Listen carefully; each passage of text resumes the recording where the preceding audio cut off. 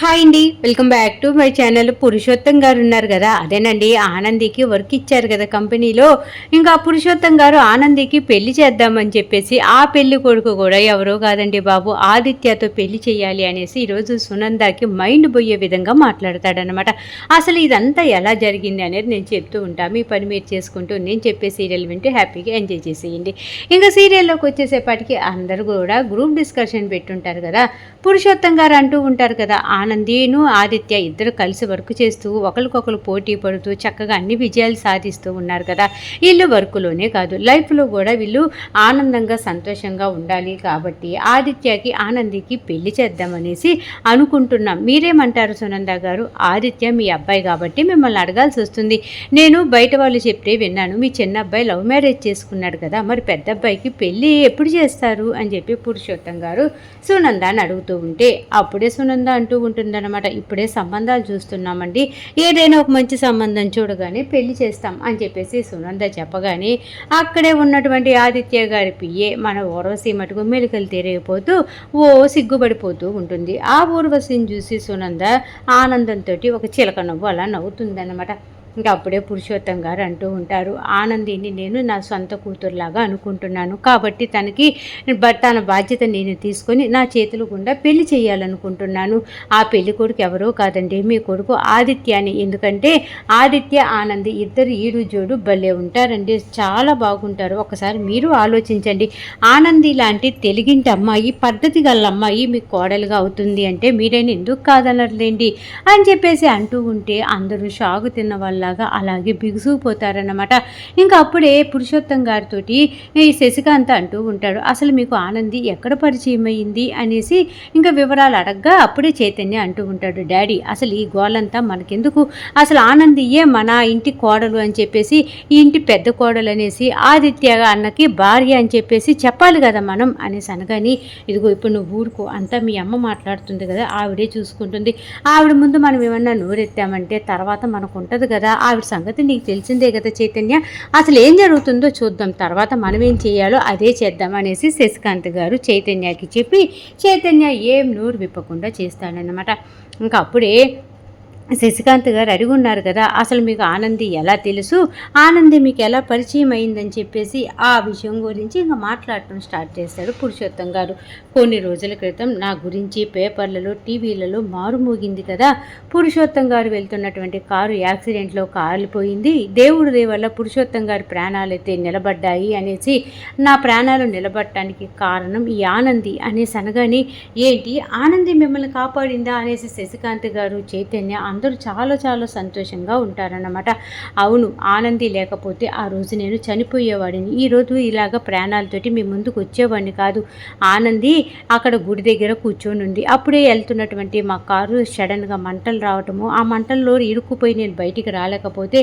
ఆనంది చాలా కష్టపడి అక్కడ ఉన్న జనాల ద్వారా నన్ను కాపాడి ఇవాళ రోజున నేను ప్రాణాలతోటి ఉండేటట్టుగా చేసింది. తర్వాత నన్ను హాస్పిటల్లో జాయిన్ చేయించారు, హాస్పిటల్ దగ్గరకు కూడా ఆనంది వచ్చింది. ఇంకా అప్పుడే నేను అడిగాను, అమ్మా నువ్వెవరు అంటే ఆనంది ఏం మాట్లాడకుండా నా వైపు అలాగే చూస్తూ ఉండిపోయింది. అప్పుడే నాకు తెలిసింది, తిను అనాథ, తిను ఎవరూ లేరు కాబట్టి తిన బాధ్యత నేను తీసుకోవాలనుకున్నాను. అప్పుడే అడిగాను, నేను ఇలా కొత్తగా కంపెనీ పెట్టబోతున్నాను, ఆ కంపెనీలో వర్క్ నువ్వు చేయగలవా అనేసి అనగానే, నాకు అలా వర్క్ ఇవ్వటమే నాకు అదృష్టం, నేను చేస్తాను సార్, బాధ్యత అంతా నేనే తీసుకొని మీకు చిన్న మాట కూడా రాకుండా చూసుకుంటాను అనేసి ఆ రోజు నాకు ఇచ్చిన మాట ద్వారా ఆనంది ఇలా కంపెనీకి రావటం అంతా జరిగింది అనేసి పురుషోత్తం గారు చెప్పగానే, ఇంకా అక్కడే ఉన్నటువంటి అలేఖ్య జీవన నోరు తెరిచి మరి వింటూ ఆ అలేఖ్య అంటూ ఉంటుంది, ఏంటి జీవన, ఆ ఆనందికి ఏంటి అదృష్టం అలా పట్టింది, పురుషోత్తం గారి పరిచయం అలా జరిగిందన్నమాట.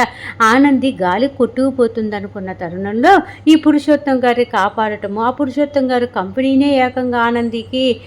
అసలు చూసుకోమని బాధ్యతలు ఇవ్వటం, అది ఈ కంపెనీకి వచ్చి మన నెత్తినెక్కి కూర్చోవటం, ఆదిత్యని నన్ను శాశ్వతంగా దూరం చేసే ప్రయత్నాలు చేయటం, ఇవన్నీ జరిగిపోతున్నాయి కదా జీవన అనేసి అలేఖ్య జీవనతో అంటూ ఉంటే, జీవన అంటూ ఉంటుంది, నువ్వు ముందు నోరు మూసుకో అని చెప్పేది విను అనేసి అనగానే, ఇంకా జీవన వైపు అలేఖ్య ఉరిమి చూసి ఇంకా పురుషోత్తం గారు చెప్పే మాటలు వింటూ ఉంటారన్నమాట. ఇంకా అప్పుడు వెంటనే నేనంటే నిర్ణయం తీసేసుకున్నాను, ఈ విషయం గురించి ఆనందిని కూడా అడగాలి అనేసి దూరంగా ఏదో వర్కులో ఉన్నటువంటి ఆనందిని, అంటే గ్రూప్ డిస్కషన్లో ఆనంది లేదన్నమాట. ఆనంది కంపెనీలోనే ఏదో ఒక పక్కన వర్క్ చేసుకుంటూ ఉంటే, అమ్మ ఆనంది ఒకసారి ఇలా వస్తావా అనేసి అనగానే వస్తుందన్నమాట. పురుషోత్తం గారు అప్పుడే ఆనందిని అడుగుతూ ఉంటారు, అమ్మ ఆనంది, ఇప్పుడు నీకు కొన్ని అడిగే ప్రశ్నలకి నీ దగ్గర నుంచి నాకు జవాబులు కావాలి తల్లి అనేసి అనగానే, అడగండి సార్ అని చెప్పేసి ఆనంది అంటుంది. అప్పుడే పురుషోత్తం గారు అంటూ ఉంటారు, అమ్మ నేను నిన్ను కూతురులాగా అనుకుంటున్నాను, నువ్వు నన్ను తండ్రిలాగా అనుకోగలవా అనగానే, ఏమీ లేకుండా నేను నా పరిస్థితి ఏంటి అనేసి నేను బతకలేని తరుణంలో మీరు నాకు దారి చూపించారు, నేనైతే మటుకు మిమ్మల్ని తండ్రిలాగే భావిస్తున్నాను, చెప్పండి సార్ అనేసి అనగానే, అమ్మ నీ పర్సనల్ విషయాల గురించి కూడా నేను తీసుకోవాలనుకుంటున్నాను, ఆ విషయాల గురించి కూడా మాట్లాడచ్చా అనేసి అనగానే, ఒక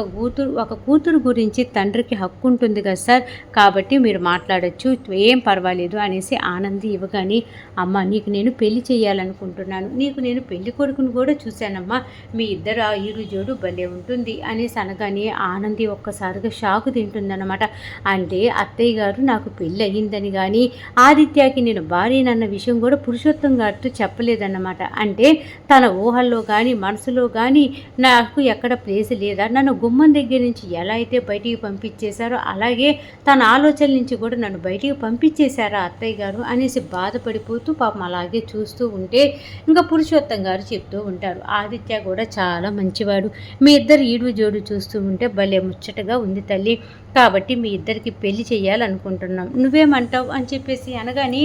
ఆనంది అయితే మటుకు అసలు ఏమీ పలకకుండా అలాగే ఉండిపోతుంది. ఇంకా సునంద అక్కడే ఉన్నటువంటి ఊర్వశి, జీవన, అలేఖ్య వీళ్ళ నలుగురు అనుకుంటూ ఉంటారు, ఇప్పుడు ఏమంటుంది, దానికి భలే లక్కు దొరికింది కదా, ఆదిత్యాన్ని పెళ్లి చేసుకున్నట్టు మళ్ళీ ఇంట్లోకి రావటానికి అవకాశం దొరికినట్టే కదా, అది హ్యాపీగానే ఉంటుంది, మేమే కదా అనేసి సునంద మనసులో అనుకొని, చూడండి పురుషోత్తం గారు, మీరు పెళ్లి ప్రపోజల్ ఇప్పుడే పెట్టారు కదా, ఇప్పటికిప్పుడే మేము జవాబు చెప్పలేము, ఈ ఆనందినే నా ఇంటి కోడలుగా చేసుకుంటానని కూడా నేను మీకు మాట ఇవ్వలేను, కాబట్టి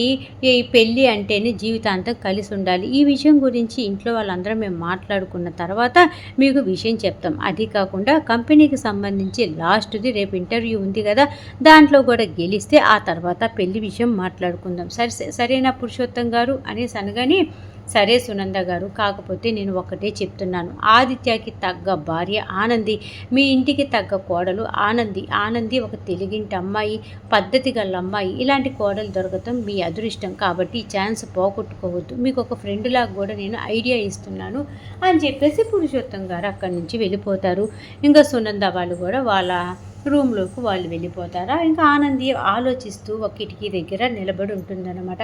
ఏంటి అత్తయ్య గారు నాకు ఇంత మోసం చేస్తారా, ఆదిత్యకి పెళ్ళి అయ్యింది, నేనే ఆదిత్య భార్యని అనేసి ఎక్కడ చెప్పట్లేదన్నమాట, నేను కూడా చెప్పకూడదు కదా, అత్తయ్య ఎందుకు నన్ను కోడలుగా వద్దు అనుకుంటున్నారో నాకు తెలుసు, కాబట్టి నేను ఆ తప్పు చేయలేదని అత్తయ్య గారి దగ్గర నిరూపించుకోగలగాలి కదా అని చెప్పేసి పాపం బాగా ఆలోచిస్తూ ఉంటుందా. అప్పుడే అక్కడికి శశికాంత్ గారు, చైతన్య ఇద్దరు వస్తారన్నమాట. వచ్చి అప్పుడే శశికాంత్ గారు అంటారు, ఏంటమ్మా ఆనంది, నువ్వు చేసిన పని ఏంటి, మేమంటే పురుషోత్తం గారి దగ్గర మీ అత్తయ్య దెబ్బకు భయపడి నోరిప్పలేకపోయాం, నీకేమైందమ్మా, నువ్వు చెప్పచ్చు కదా, ఆదిత్య భార్య నేను ఈ సునంద గారికి పెద్ద కోడల్ని అని చెప్పేసి చెప్పాలి కదా, మరి నువ్వెందుకు నోరిప్పలేదు అని చెప్పేసి శశికాంత్ గారు అంటూ ఉంటే, అది కాదు సార్ అనేసి ఆనంది ఏదో చెప్పబోతూ ఉంటే, అప్పుడే శశికాంత్ గారు అంటూ ఉంటారు, చూడమ్మా,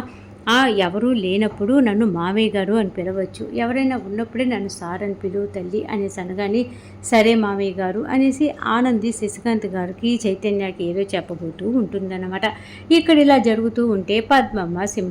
పద్మమ్మ టీ పెడుతూ ఉంటుందా. సింహాద్రి ఏమే పద్దాలు, నువ్వు త్వరగా టీ పెట్టు, గబగబా తాగేసి పనికాడికి పోవాలా, పనోళ్ళు వచ్చుంటారు, నా కోసం వెయిట్ చేస్తూ ఉంటారు, నువ్వు టీ పెట్టేలోపు నా పని అంతా అయిపోయేటట్టుంది, ఇందుకు పద్దాలు టీ ఇస్తున్నావా ఇవ్వట్లేదా అనేసి సైకిల్ తుడుచుకుంటూ పద్మమ్మని పిలుస్తూ ఉంటాడు. ఈలోపే అక్కడికి సీను వస్తాడనమాట. ఏడా సీను, ఎలా ఉన్నావురా, మీ నాన్నమ్మకి ఎలా ఉంది, బాగుందా అనేసి సింహాద్రి సీనుని అడుగుతూ ఉంటే, అప్పుడే సీను చెప్తూ ఉంటాడు, పెద్దాము కదా, వయసు అయిపోతుంది కదా, దావత్తులో చూపిస్తూ ఉన్నాము, ఇంకా మెడిసిన్ ఇస్తూ ఉన్నారు, వేస్తూ ఉన్నాం మామ, ఇంతకు అత్త ఎలా ఉంది అనేసి అడగగానే, ఇంకా వెంటనే సింహాద్రి పద్దాలు సీనుగాడు కూడా వచ్చాడు, ఇంకో టీ ఎక్స్ట్రా తీసుకురా అనేసి అనగానే, అనగానే ఇంకా పద్మమ్మ 2 గ్లాసులు టీ తీసుకొని అక్కడికి ప్రత్యక్షమవుతుందన్నమాట. సింహాద్రి అయితే ఏ విధంగా సీనుని అడిగాడో పద్మమ్మ కూడా సీనుని అలాగే అడుగుతుంది. ఎరా సీనుగా బాగున్నావా, మీ నాయనమ్మకి ఎలా ఉందిరా అనేసి అనగానే సీను సింహాద్రికి చెప్పిన జవాబే ఇంకా పద్మమ్మకు కూడా చెప్తాడనమాట. ఇంకా అప్పుడే సీను మొహం చూసి సింహాద్రి అడుగుతూ ఉంటాడు, ఏందిరా సీనుగా మొహం ఏంది అలా అయిపోయింది, ఎప్పుడు కూడా హీరోలాగా గలగల మాట్లాడే నువ్వు నోటి వెంట ఒక్క మాట కూడా రావట్లేదేంట్రా, ఏమైందిరా, ఇంతకీ మీ శిలకం ఏమంటుంది, నీతో బాగానే ఉంటుందా, ముసలవ్వని బాగానే చూసుకుంటుందా అనేసి సింహాద్రి పద్మమ్మ అడుగుతూ ఉంటే అప్పుడే సీను అంటూ ఉంటాడు, చిలకమ్మ సరిగ్గా ఉండుంటే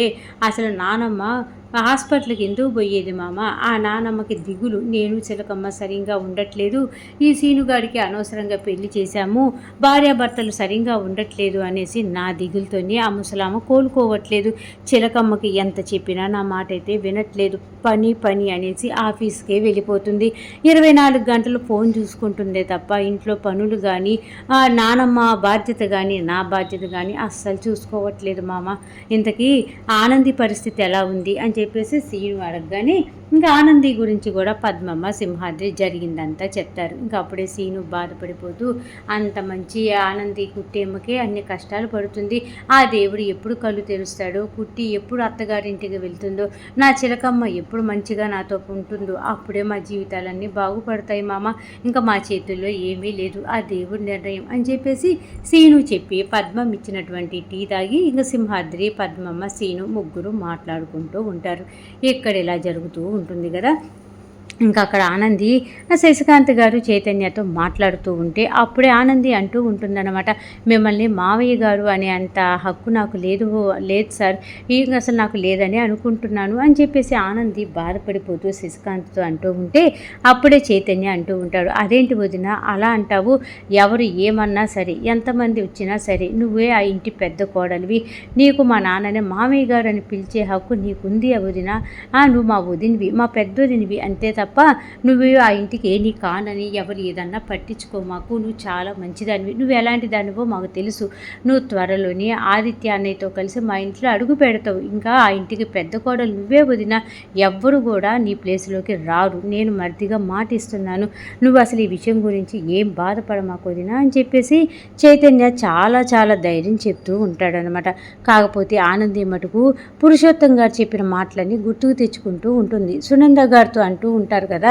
ఆదిత్య ఆనంద్ ఇద్దరు ఈడు జోడు భలే ఉంటుంది, కాబట్టి వీళ్ళిద్దరికి పెళ్లి చేద్దాం అన్నప్పుడు కూడా ఆదిత్య గారు కూడా నోరు విప్పలేదేంటి, ఆనందియే నా భార్య అన్న విషయం అసలు చెప్పలేదేంటి, ఆదిత్య గారి మనసులో ఏమనుకుంటున్నారు అసలు అనేసి ఆనంది తెగ బాధపడిపోతూ ఉంటుంది. అప్పుడే చైతన్య అంటూ ఉంటాడు, వదిన అన్నయ్య గురించి ఆలోచిస్తున్నావా, అమ్మని చూస్తే అన్నయ్య ఏమి మాట్లాడలేడన్న విషయం నీకు తెలుసు కదా, ఇంకా ఆ అమ్మ ఏది మాట్లాడితే అన్నయ్యకి అదే శాసనం, కాబట్టి ఏ విషయం గురించి కూడా అసలు అన్నయ్య ఏం చెప్పట్లేదు, అన్నయ్య కామ్గా ఉండటం చూసి మా అమ్మ మరీ రెచ్చిపోతుంది, పెళ్లి సంబంధాలు చూస్తున్నానని చెప్పింది చూసావు అని చెప్పేసి చైతన్య కోపంతో ఊగిపోతూ ఉంటే